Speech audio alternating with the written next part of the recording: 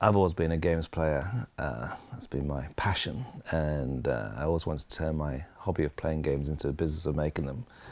And way back in the 1970s, I started a games company called Games Workshop with a school friend of mine, Steve Jackson, and we moved out of selling games that was mail order, launched Dungeons and Dragons. We then took role-playing games to a wider audience by creating a series of interactive books called Fighting Fantasy, books in which you were the hero, killing monsters again and finding treasure, making a game experience of a book. Confronted by fire-breathing gorgons, you can look in your pack for something to offer them, turn to page 36, or turn to page 90, draw your sword and fight them. One of those books was called Death Trap Dungeon, and I was contacted by a startup video games company called Domark, who asked me to write the storyboard and design for their launch game Eureka.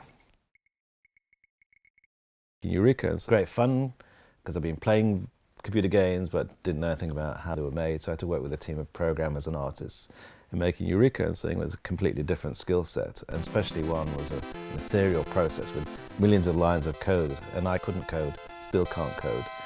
It's a bit of a strange science for someone of my age to start learning now.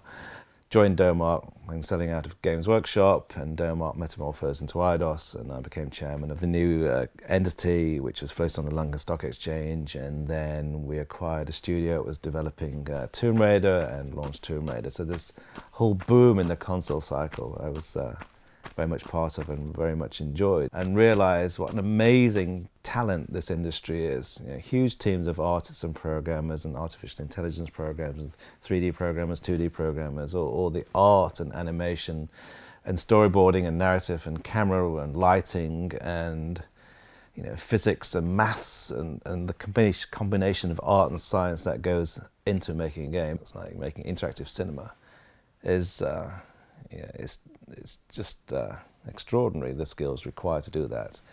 And it was during this process of developing games that I realised that there simply weren't enough programmers of the high enough calibre in the UK to support an industry in which we got off to such a flying start in the 80s.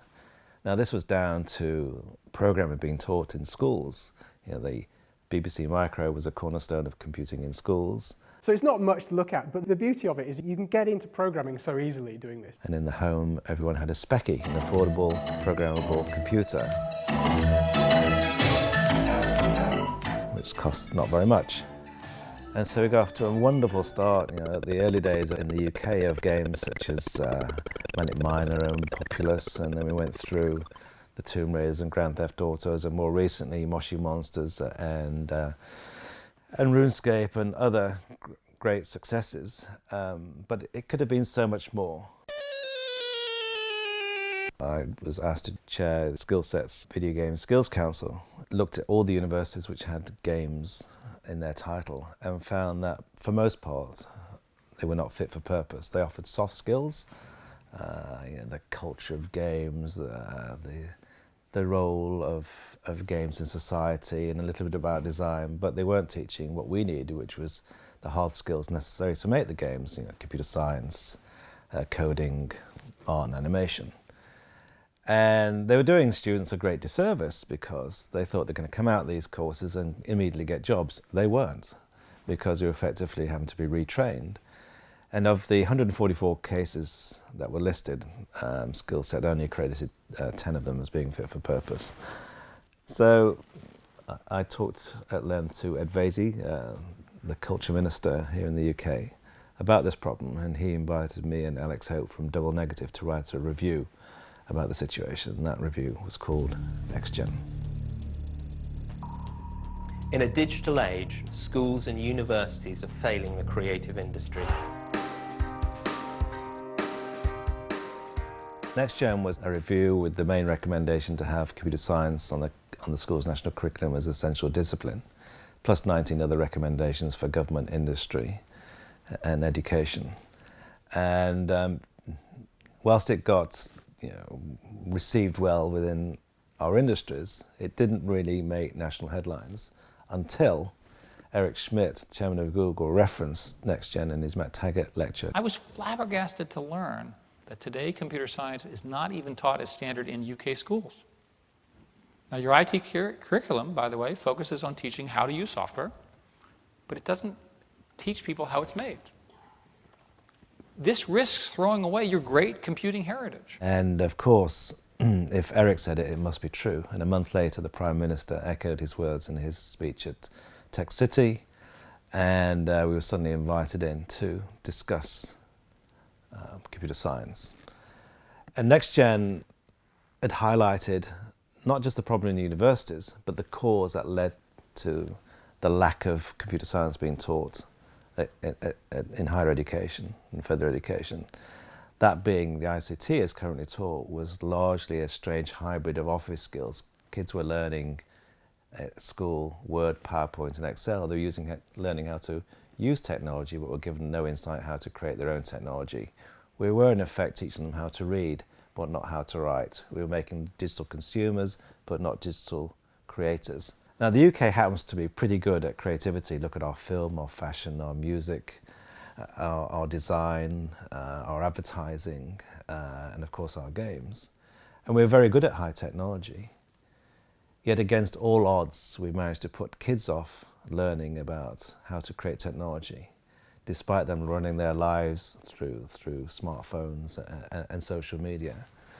And by the way, we taught ICT at school. So we need to excite them, get them to understand how to create technology, because as soon as you get kids coding, it's just amazing the response you get from them.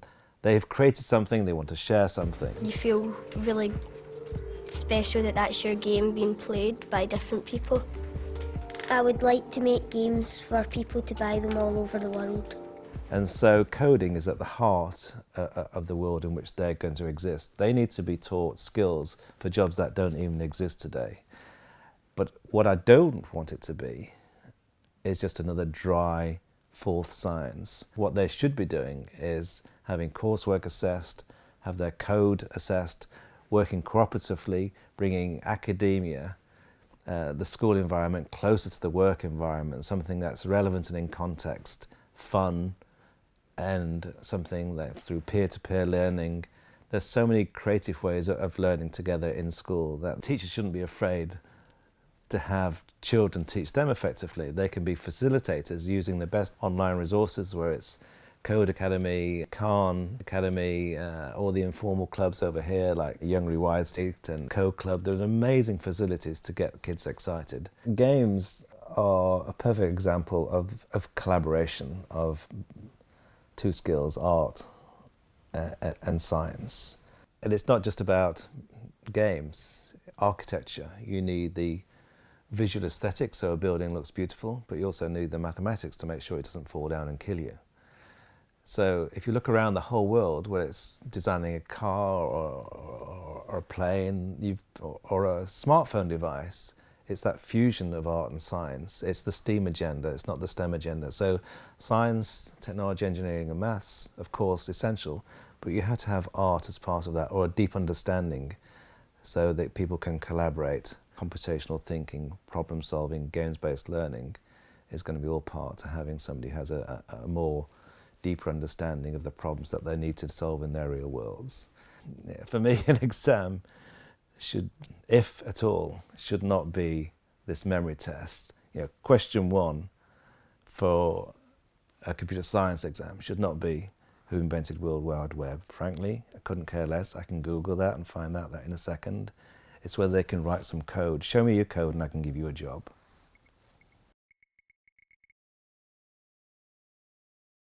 Academics are wonderful people and all that, I understand all that, and we need them desperately, but not everyone's going to be an academic.